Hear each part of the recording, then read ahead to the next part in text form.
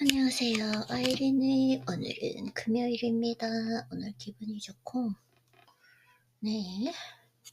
항상의 최적의 컨디션을 가지려고 노력하지만 매일매일 상황적으로 다르니까 일단 지금 많이 설레어 있는데요.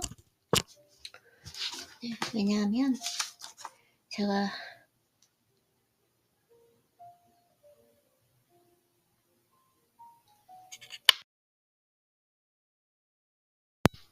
죄송해요. 기침했어요. 요즘에 조금 날씨가 환절기다 보니까 감기가 걸린 건 아닌데 이 바람에 거기에다 또 중요한 게 뭐였냐면 이불을 진짜 따뜻하게 덮어야 된다. 제가 왜 자꾸 감기가 걸리지? 이렇게 생각했는데 제가 봄 이불을 덮다 보니까 어제 따뜻한 이불을 덮으니까 괜찮아졌더라고요. 그래서 그동안 감기 걸린 것 같은 그 느낌은 바로 이불 때문이었다. 그런 것을 알게 되었습니다. 그러면 지금 제가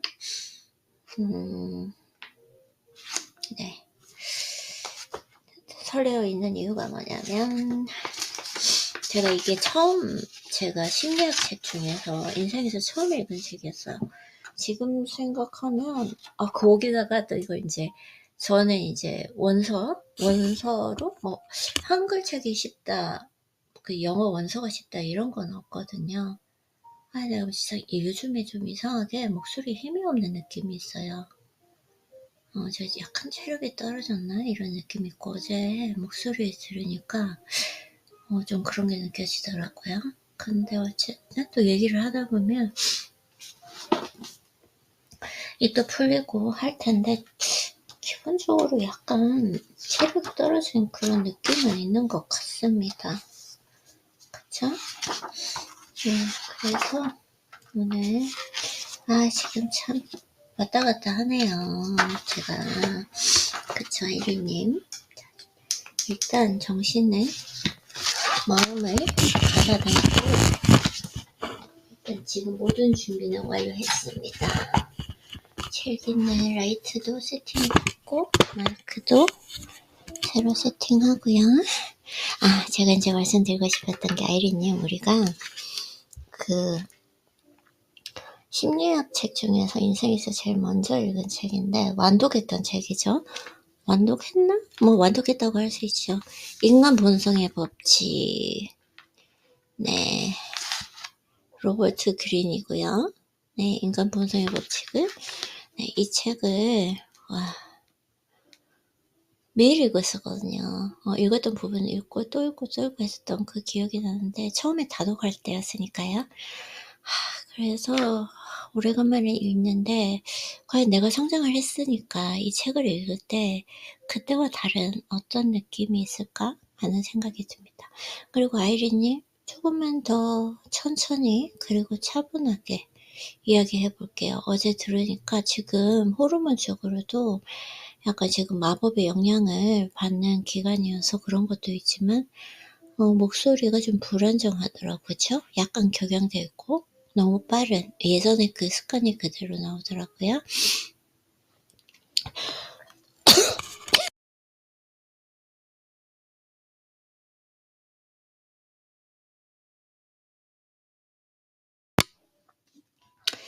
그래서 최대한 천천히 그리고 차분하게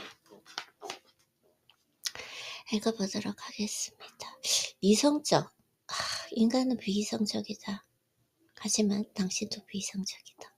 이게 제가 이 책에서 가장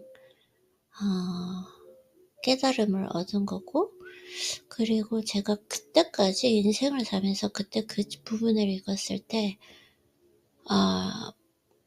진짜 엄청난 그 통찰을 느낀 느낌? 이런 것들이 있었던 것 같습니다. 일단 책을 좀 읽어볼게요. 아이리님, 너무 처음부터 이렇게 생각을 정리하는 게 좋지 않더라고요. 일단 좀 뇌와 입을 풀어준 다음에 그리고 또 생각을 정리해도 괜찮을 것 같습니다. 요즘에 좀 그런 게 부족한 것 같아요. 그쵸, 아이리님? 자, 지금부터 책을 읽어볼게요. 기분이 너무 설레. 예전에 그 책을 읽었던 그때 그 느낌이 막 나네요.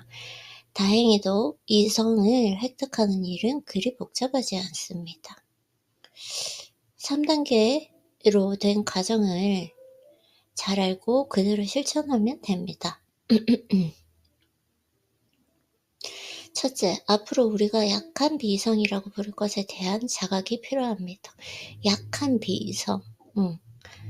약한 비이성은 생활 속에서 지속적으로 경험하는 기분이나 느낌이 작용한 결과로서 의식보다 아래에 있습니다. 무의식이죠? 약간 제가 가지고 있는 그 마인드 체계 정도라고 할 수 있을 것 같아요. 이런 거 보면 또 무의식이라는 것이 그날의 컨디션에 영향을 많이 받기 때문에 사실 항상 컨디션을 최적화하는 것이 얼마나 중요한지 알 수 있을 것 같아요. 계획을 세우거나 의사결정을 내릴 때 기분이나 느낌이 사고 과정을 얼마나 깊이 왜곡하는지 우리는 자각하지 못합니다. 이거 저는 자각해요. 이런 부분들을 읽고 제가 자각하려고 노력했거든요.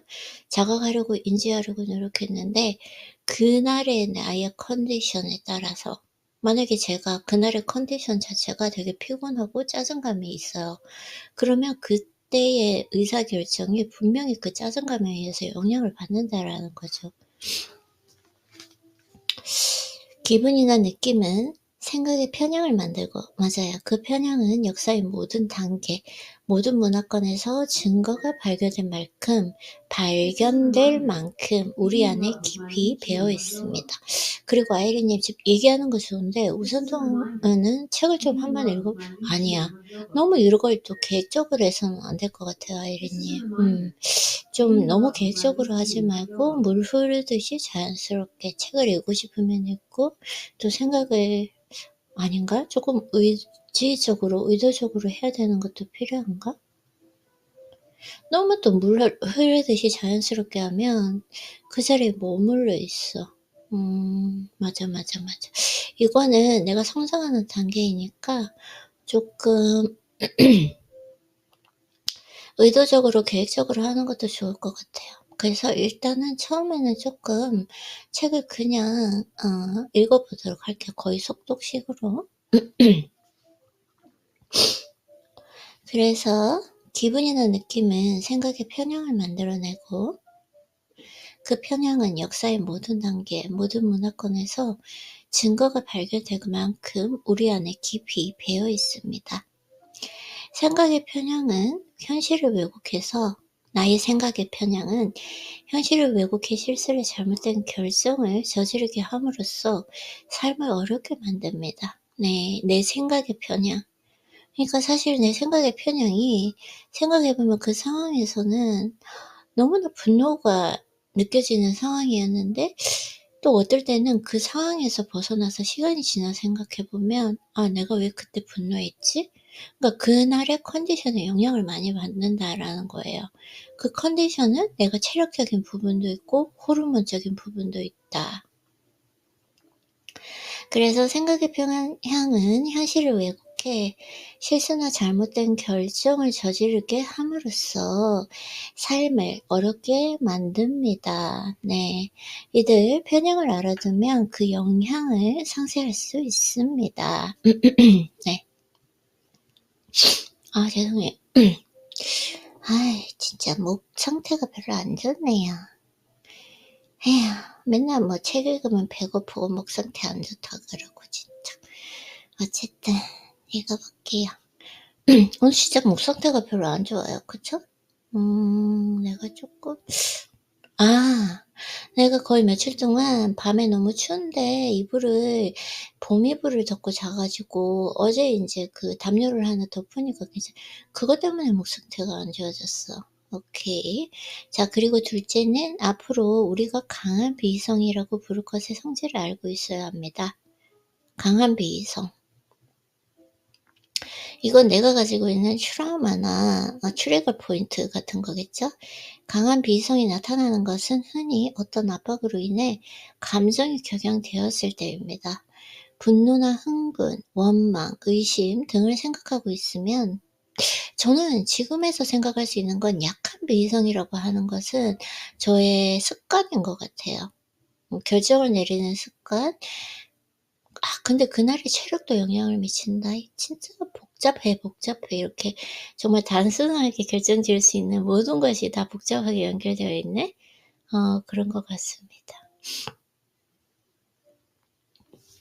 그래서 강한 비이성이 나타나는 것은 흔히 어떤 압박으로 인해서 감정이 격양되었을 때입니다. 나의 감정이 격양되었다. 분노나 흥분, 원망, 의심 등을 생각하고 있으면 그 감정이 점점 격화되어 거의 무의식적으로 반응하는 상태가 됩니다. 제가 정말 이걸 요즘에 많이 보는 게 뭐냐면, 이게 본인의 습관이다. 행동이 바뀌면 습관이 바뀌고, 습관이 바뀌면 인격이 바뀌고, 인격이 바뀌면 운명이 바뀐다. 라는 거에서 뭐냐면, 제가 요즘에 미국 그 경찰 바디캠을 많이 보거든요. 그걸 보면 사람들이 그냥 아무것도 아닌 일, 그냥 하나 그냥 자그마한 티켓 받아도 될 일을 감정이 격화되어서, 미국은 공권력이 강하기 때문에 경찰에 이렇게 불응을 하면은 무조건 범죄에 해당되는데, 거기에서 소리를 지르고 분노를 지르고 또 폭력을 행사하는, 조금 무지하기도 한데, 그걸 보면서 제가 느낀 건, 와, 저분은 사는 인생이 얼마나 지옥이고 어려울까. 그러니까 모든 상황 자체를 이렇게 흥분, 원망, 그러니까 분노를 표출하는 식으로 살고 있으니까, 거기에다가 경찰이라는 엄청난 공권력을 가진 사람에게까지 하니까, 평소에는 저게 얼마나 습관적으로 분노, 흥분할까, 이런 걸 딱 봤거든요. 이런 것들이 사실은 무의식적으로 반응하는 상태인데, 이건 저는 제가 훈련을 해보니까 이게 습관이더라고요. 분노를 다스릴 줄 아는 것도 습관이고, 그러니까 훈련을 통해서 습관이 되는 거겠죠? 분노를 표출하는 것도 습관이더라고요. 그러니까 그 습관 자체. 분노를 표출하지 않으면 그때부터 너무 힘든 거예요. 근데 분노를 표출해버리면 쉬워요. 왜냐면 습관이니까. 왜냐면 우리 몸은 익숙한 것에 더 친숙하니까요. 그걸 또 익숙한 걸 할 때 더 편안하니까요.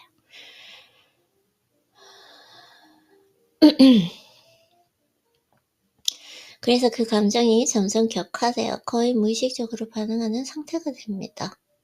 맞아요. 보고 듣는 그 모든 게 무의식적으로 반응하는 상태가 뭐냐면, 처음에 이렇게 경찰분들에게 잡혔을 때 그 사람들 시민일 수도 있고 범죄자일 수도 있는데, 시민으로 봤을 때 범죄자는 조금 특별한, 우리가 평범한 사람과는 다른 인생을 사니까요. 시민으로 봤을 때 처음에는 조금 순응하고 하는데, 그러다가 뭔가 자기가 그 감정 자체에 자기가 무의식적으로 반응하죠. 그래서 그 습관이 나오는 거죠. 그 상황에서 인제 경찰이 어떤 걸 요구하고 했을 때, 그리고 또 자기가 원하는 거를 명령했을 때, 그때 무의식적으로 인제 반발하는 그 분노나 이런 것들이 나오더라고요. 그래서 보고 듣는 모든 것이 그 감정의 렌즈를 통해 해석하는 지경에 이르는 것입니다. 맞아요. 이게 진짜 알 수 있는 것 같아요.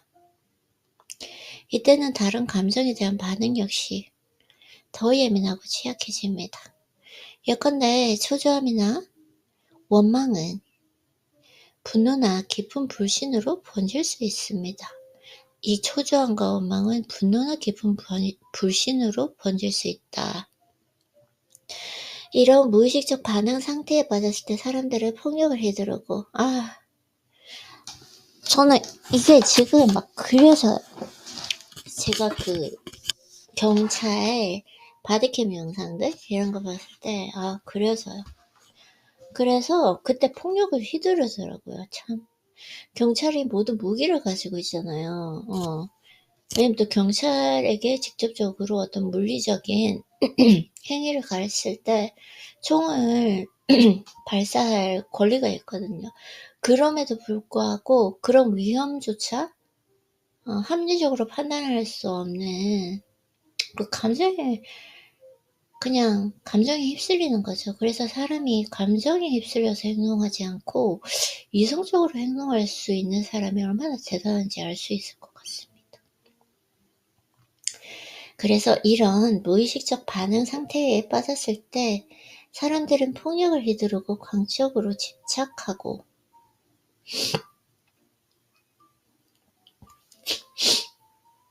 무의식적 반응 상태에 빠졌을 때 사람들은 폭력을 휘두르고 광적으로 집착하고 걷잡을 수 없는 그 탐욕을 부리고 남을 자기 뜻대로 좌우하려 합니다. 강한 비이성은 위기나 충돌, 참사가 될 의사결정 같은 더 심각한 문제를 야기할 수 있습니다. 강한 비이성이 작동하는 방식을 이해하면 이런 무의식적 반응 상태가 됐을 때 자신을 인지하고 물러남으로써 후회할 일을 저지르지 않은 것을 예방할 수 있습니다. 그래서 항상 내가 뭔가 얘기를 할 때 어떤 행동을 할 때 자기 스스로를 인지하는 거 네, 정말 중요한 것 같아요. 그리고 인지하려고 해도 이게 오랫동안 훈련이 돼야지 인지할 수 있는 거지. 우리가 이야기를 하다 보면 그 감정에 휩쓸려서 그 분위기에 휩쓸려서 내가 원하지 않은 말도 하게 되는 경우가 많잖아요. 근데 내가 지금 하는 말 내가 조금 심한 것 같은데? 내가 좀 말을 많이 하는 것 같은데? 경청하지 않고 있는 것 같은데? 이런 좀 인지 과정이 그 사람의 엄청난 인격을 그리고 그 사람의 인생을 살아가는데 지혜이고 실력이다 라는 걸 제가 경험한 게 된 것 같습니다.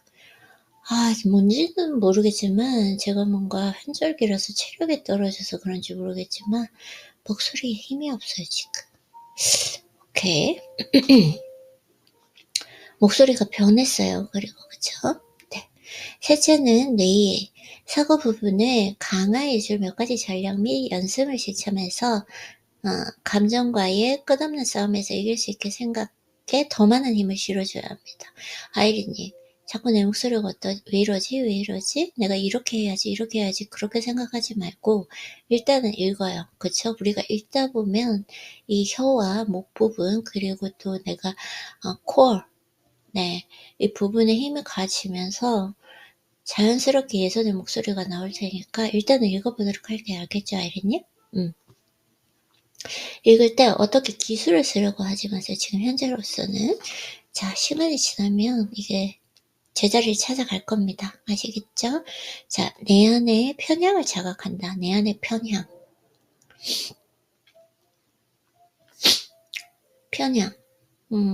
편견. 내 안의 편향. 너무 좋아요. 제가 처음 읽었던 그 생각이 나서 이 책을 처음 읽었던 이 원서를 읽었던 부분인데 내 안의 편향을 자각한다는데 제가 이 책을 딱 읽기 전에 나는 편향이 없지. 나는 함부로 사람을 그때는 이 편향이라는 것에 대해서 이론적인 부분을 잘 모르고 편향에 대해서 나는 그래서 사람을 이렇게 그걸로 생각했던 것 같아요. 차별하지는 않아. 이런 식으로 생각했는데 내가 차별도 하고 인간이 가질 수 있는 모든 편향을 제가 가지고 있었다는 것을 시간이 지난 후에 알게 되었어요. 이때 생각이 나요. 신기하다. 확실히 시간이 많이 흐르고 제가 좀 뭐라 그럴까요? 어느 정도 실력이 많이 성장했잖아요. 그때 또 책을 읽으니까 확실히 좀 기분이 다른 것 같긴 해요.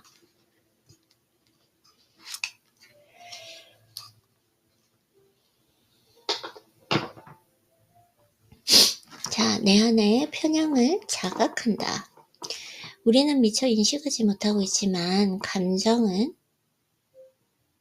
우리의 사고 과정과 의사결정에 끊임없이 영향을 주고 있습니다. 그쵸? 나의 감정. 이 감정이라는 거, 그때의 그 감정.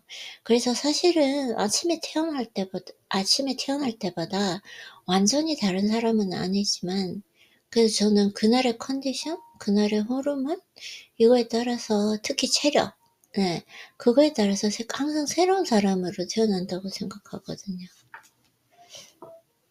우리는 미처 인식하지 못하고 있지만 감정은 우리의 사고 과정과 의사결정에 끊임없이 영향을 주고 있습니다. 맞아요. 그중에서 가장 흔한 것은 쾌락을 원하고 고통을 피하려는 욕망입니다. 그래서 인간의 추구하는 것이 쾌락을 원하고 고통을 피하는 거. 그러니까 어떤 사고 과정, 그리고 어떤 의사결정을 내릴 때 내가 쾌락적인 거, 이걸 원할 수도 있고, 아, 이건 고통스러운데? 그러면 피하려고 하는 거죠.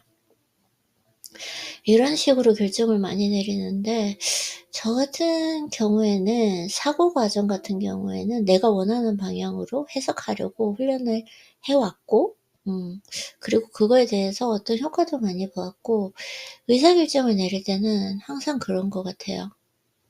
아, 내가 지금 기분이 편할 수 있는가?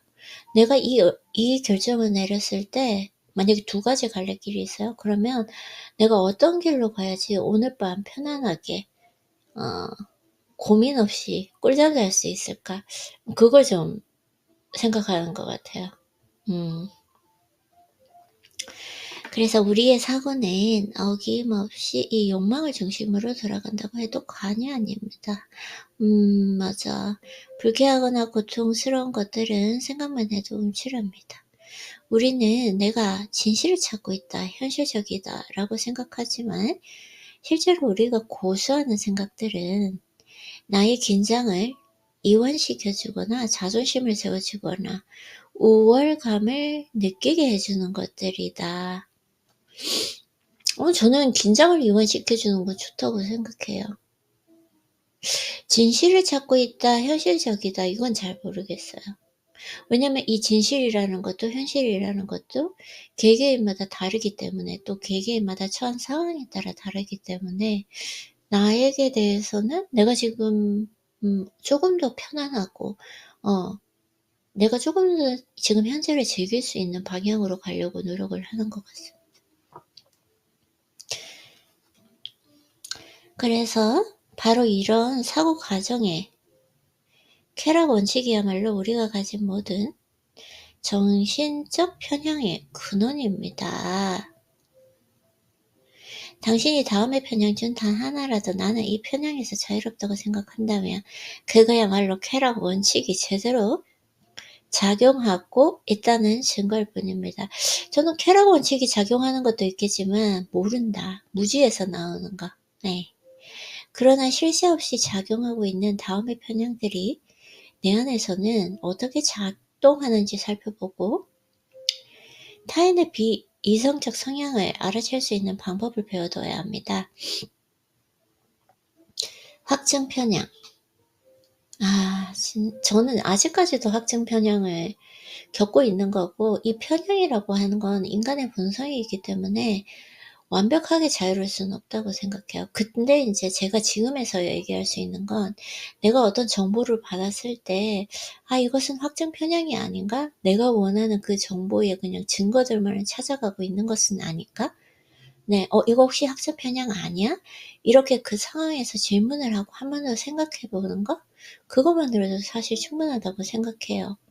명확하게 이게 확증 편향이다, 아니면은 이성적이고 합리적인 나의 생각이다, 이걸 완벽하게 알 수는 없는 것 같아요. 인간이기 때문에. 이 완벽이라는 것을 쫓으려고 할 때 항상 고통이 다가오는 것 같아요. 그래서 나는 증거를 살펴보고 대체로 이성적인 의사결정을 내려. 근데 이게 어떻게 되냐면 내가 원하는 그 의사결정을 내려놓고 거기에 맞는 증거들을 찾아갈 수밖에 없거든요. 이게 인간의 본성이 확증 편향. 그래서 사실 이렇게 반대적으로 생각할 수 있는 것도 실력인데, 저는 확실히 아직까지는 평생 확증 편향을 가지고 살 것 같게 될 것 같아요. 근데 확증 편향이지만 한 번 더 나에게 질문을 던져보는 거, 그 상황에서 이거 확증 편향인 것 같은데 혹시 확증 편향 아닌가? 네, 이런 좀 습관은 있는 것 같아요, 지금 현재로서는. 그래서 우리는 이미 생각을 정했으면서, 맞아요, 그 생각이 이성적으로 도출된 결과라고 나 자신을 설득하기 위한 증거를 찾아 나섭니다. 나 자신을 설득하기 위한 증거를 찾아 나선다. 내가 이 부분에 대해서는 제가 그 인간의 중독적인 부분, 이미 중독이 된 사람은 합리적으로 판단할 수 있는 내 구조를 잃었다고 하더라고요. 그냥 합리화를 시켜버린대요, 자기 자신을. 뭐 중독이라면 뭐가 있을까요? 도박 중독이 있겠죠? 그 도박 중독에서 합리적으로 생각했을 때 그 뇌가 아직 살아있다면 이게 지금 내 인생을 망가뜨리구나 라고 생각할 수 있는데, 그런 힘을 이미 잃었다고 합니다, 이 중독이라는 것이. 그래서 그냥 자기 스스로를 합리화시키는 거죠. 내가 오늘 하루 좀 가도 된다. 그리고 나는 이게 나에게 스트레스도 뭐 제가 정확하게는 잘 모르겠어요. 해소되고 뭐 이런 식으로 계속 자기를 합리화시키겠죠. 좀 이것도 비슷한 부분이 아닌가라는 생각이 들고, 제가 저의 행동 패턴을 봤을 때도 확실히 학생 편향이 있다. 끊임없이 그 증거를 찾아놔요. 좀 마음이 편하니까. 근데 또 학생 편향이 나쁘다고는 할 수는 없는 것 같아요. 네, 그래서 이보다 더 객관적이고 과학적인 생각이 어디 있겠어?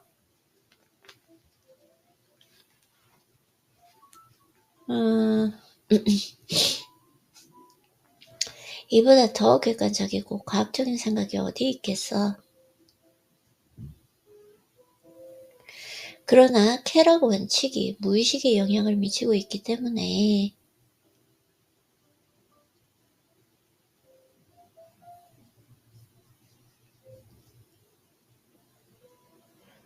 지금 제가 죄송해요. 요즘에 좀 생각하고 있는 게 있어가지고 제가 잠깐 딴 생각에 빠졌었어요. 이게 지금 몰입되기 이전에 이 증상인데, 자, 우리는 이미 생각을 정했으면서 그 생각이 이성적으로 도출된 결과라고 나 자신을 설득하기 위한 증거를 찾아 나섭니다. 맞아요. 나 이거 너무 경험해서 너무 공감이 가요. 그죠, 아이리님, 우리. 그래서 이보다 더 객관적이고 과학적인 생각이 어디 있겠어? 그러나 쾌락 원칙이 무의식에 영향을 미치고 있기 때문에 우리는 어떻게든 내가 믿고 싶은 것을 재확인시켜줄 증거를 찾아내고 야합니다. 이것이 바로 확증 편향입니다. 내가 믿고 싶은 것을 재확인시켜줄 증거를 찾아 나선다. 그러면서 좀 마음이 안정되는걸? 이걸 좀 쾌락축으로 해석을 했네요. 로버트 그린님 같은 경우에는. 제가 이 책을 읽어보니까 제가 처음 읽었을 때와 제가 그동안 처음 읽었을 때가 5년 전이거든요. 5년 전이랑 지금 책을 읽어나가는 게 확실히 다르다. 진짜 실력이 많이 성장했다 라는 걸 느낄 수 있어서 지금 기분이 좋고 마음이 참 벅차오르는 것 같아요. 노력과 내가 쓰는 에너지, 이 시간을 들인 것은 절대로 배신하지 않는다 는 걸 좀 느낄 수 있는 것 같습니다. 자, 그래서 확증 편향이 발동하는 것은 사람들이 계획을 세울 때, 특히 위험 부담이 높은 계획을 세울 때입니다. 확증 편향, 위험 부담이 높은 계획? 내가 위험 부담이 높은 계획을 세울 때 확증 편향을 하나? 위험 부담이 높은 계획이 뭐가 있을까? 그래, 한번 읽어볼게요. 계획이란 계획을 세우는 사람이 바라는 긍정적인 목표를 달성하기 위한 과정입니다. 만약 예상 가능한 모든 긍정적 결과와 부정적 결과를 똑같이 고려한다면 끝내 아무 행동도 취하지 못할지도 모릅니다. 하지만 우리는 불시간에 바람직한 긍정적인 결과, 즉 장밋빛 시나리오의 편을 들어주는 정보 쪽으로 마음이 쏠리게 되어 있습니다. 누군가에게 조언을 구할 때도 마찬가지입니다. 컨설턴트들은 확증 편향 때문에 골머리를 앓습니다. 오케이. 궁극적으로 사람들이 원하는 것은 자신의 생각이나 선호를 전문가의 의견이라는 이름으로 재확인받는 것이기 때문입니다. 우리가 무슨 말을 해도 사람들은 듣고 싶은 대로 해석할 것입니다. 내 조언이 그들의 욕망과 어긋나면 사람들은 어떻게든 소위 전문 지식이라는 내 의견을 무시할 방안을 찾아 나설 것입니다. 더 큰 권력을 가진 사람일수록 이런 형태의 확증 편향에 더 많이 지배당합니다. 세상의 수많은 확증 편향을 조사해보고 싶다면 진실이라기에는 너무 훌륭해 보이는 이론들을 찾아보면 됩니다. 확신 편향. 내가 이토록 확신한다면 틀림없는 사실인 거야.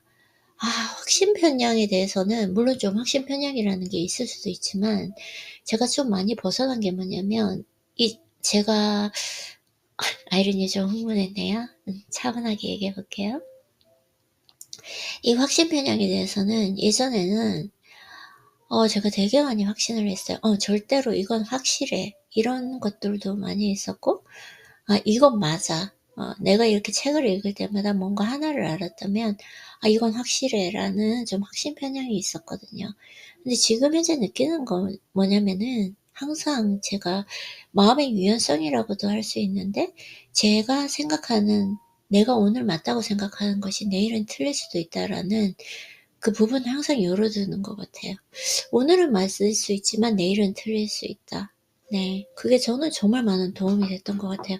그게 약간 확신 편향을 완전히 내가 확신 편향에서 완전히 자유로워졌다고 말할 수는 없지만 이게 조금 확신 편향에 대해서 제가 어느 정도 버퍼 역할을 할 수 있는 buffer effect. 한국말로 뭐죠? 완충작용을 할 수 있는, 네. 이런 조금 제가 습관이 된 것 같습니다. 이것도 하나의 실력이죠, 진짜. 우리가 노력을 했으니까 얻을 수 있었던 거죠, 아이린님, 그쵸? 그래서 확신 편향은 내가 이토록 확실한다면 틀림없는 사실인 거야. 넷이 마음에 드는 생각을 계속 고수할 계획이면서도 우리는 내면 깊숙이에서 긴가민가 약간의 의심을 품기도 합니다. 그럴 때 우리는 스스로를 설득하기 위해 추가적인 노력을 기울입니다. 그 생각을 맹렬히 확신하면서 혹시라도 이의를 제기하는 사람이 있으면 소리 높여 반박하는 게 바로 그런 노력이다. 과거의 저예요. 과거의 저인데 지금 느끼는 것은 무슨 의미가 있냐. 내가 소리 높여 반박한데 그렇다고 해서 내가 이론적으로 잘 설득했다고 한데 그게 무슨 의미가 있냐 라는 거. 누군가 좀 더 조심스럽게 말하고 머뭇거리는 느낌이 들면 우리는 그의 주장에 근거가 약하고 확신이 없어서라고 생각합니다. 그래서 좀 조심스럽게 머뭇거리는 느낌이 드는 이런 말을 하지 않으려고 노력하는 것 같아요. 이런 것보다는 차라리 안 하는 게 좋다. 이런 것들을 많이 생각하게 됐던 것 같아요. 지금 현재로서는 마치 내가 이 생각을 방어하기 위해 이 정도의 에너지를 낼 수 있다면 이 생각은 절대로 이 말이 없어요. 절대, 무조건. 확실히 저는 이제 이런 단어를 인생에서 절대라는 건 없는 것 같아요. 그래서 거짓할 수 없다고 스스로 타이르는 것처럼 보입니다. 이 편향이 가장 뚜렷이 드러나는 것은 리더와의 관계에서입니다. 리더가 어떤 의견을 피력하면서 열성적인 어조와 몸동작 생생한 비유, 재미난 일화를 곁들여 깊은 확신을 가지고 말하면 우리는 그가 저렇게 확신하는 것은 해당 아이디어를 면밀히 검토했기 때문이라고 생각합니다.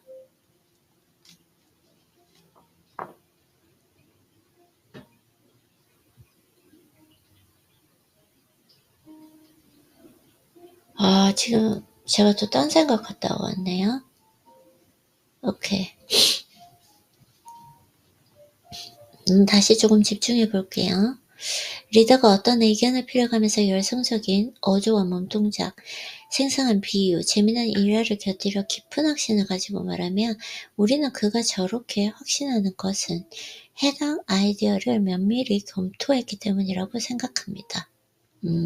그 사람의 이제 바디 제스처에 대해서 근데 이것도 영향을 미치기는 한데 그 사람이 나타내는 걸음걸이, 손동작, 목소리 톤, 목소리 톤, 앉아있는 자세, 그 말의 속도, 이 모든 것이 그 사람에 대해서 이야기해 주기는 한데 확신하면 안 된다 이거겠죠. 그래서 반면에 누군가 좀 더 조심스럽게 말하고 머뭇거리는 느낌이 들면 우리는 그의 주장에 근거가 약하고 확신이 없어서라고 생각합니다. 심지어 그가 거짓말을 하고 있다고까지 생각합니다. 우리가 세일즈맨이나 성능가에게 취약한 이유도 그 때문입니다. 맞아요. 그래서 이게 세상을 보는 눈이 조금 많이 달라진 것 같아요. 그쵸? 이 세일즈맨 같은 스타일을 예전에는 뭔가 되게 매력이 있다, 설득력이 있다라고 생각했는데 지금 느끼는 거 세일즈맨 같이 말하는 그 스타일은 이 사람이 약간 나의 감정을 조금 흔들어 놓아서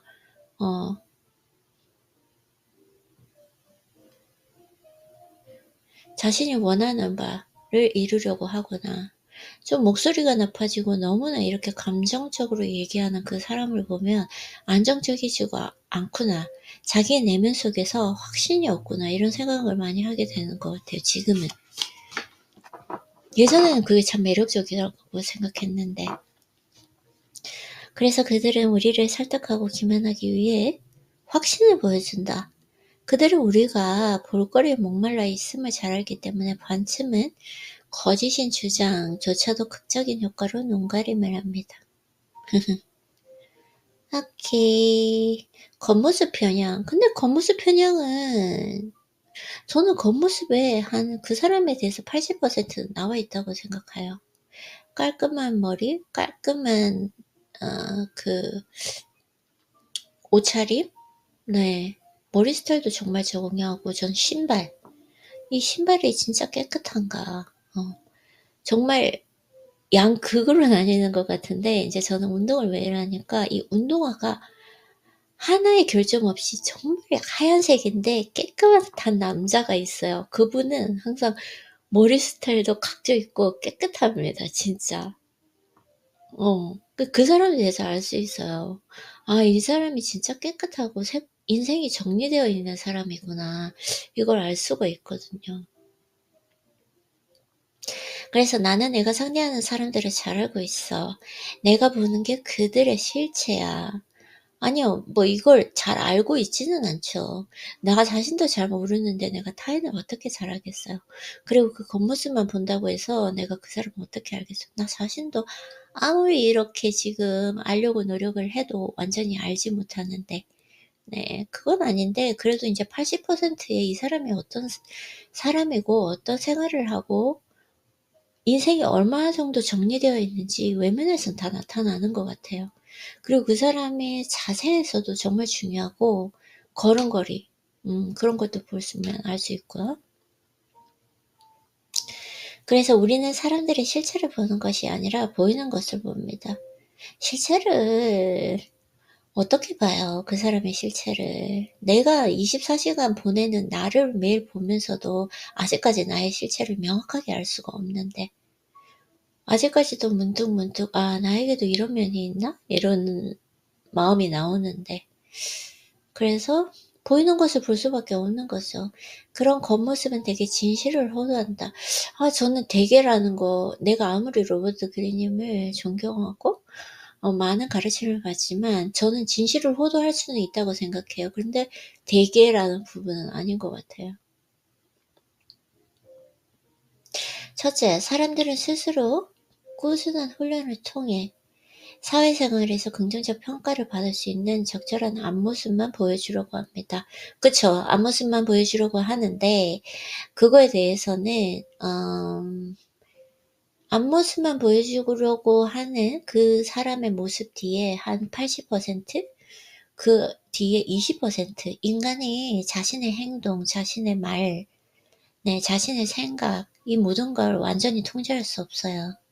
네, 습관, 무의식에 의해서 그 사람이 본 모습이 문득문득 나온다는 거죠.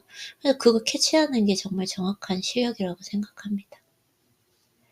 겉으로 사람들은 고귀한 뜻을 지지하고 늘 열심히 일하고 양심적인 것처럼 보입니다. 그렇게 가면을 쓴 모습을 우리는 실제라고 생각합니다. 이것도 실제라고 생각해요. 그 뒤에 가면을 벗은 모습도 실체고요. 근데 이것도 실체죠. 실제일 수 있죠. 둘째, 우리는 후광 효과에 잘 속아 넘어갑니다. 그럴 수도, 맞아요. 후광 효과는 있는 것 같아요. 누군가에게 긍정적 혹은 부정적인 특징을 보고 나면 우리는 그 사람이 거기에 어울리는 다른 긍정적 또는 부정적인 특징도 갖고 있을 거라고 생각합니다. 일반적으로 외모가 훌륭하면 더 신망 있게 보이는데 특히나 정치가라면 더합니다. 성공한 사람을 보면 우리는 그가 아마도 윤리적이고 양심적이며 그런 행운을 누릴 만한 사람일 거라고 생각합니다. 성공과 그 사람의 인격은 또 다른 부분이니까 알 수 없는 거죠, 뭐. 그래서 후경 효과는 성공한 이들 중 다수가 결코 윤리적이지 못한 방법으로 그 자리에 갔다는 그 사실을 잊게 만듭니다. 그들은 명확하게 그런 사실을 감추고 있을 뿐인데 말입니다. 일단은 제가 지금 힘이 없어서 여기에서 아이고 죄송해요. 죄송해요. 여기에서 독서를 마치고 일단은 뭘 좀 먹어야 될 것 같습니다. 네, 아이린님 오늘도 수고했어요.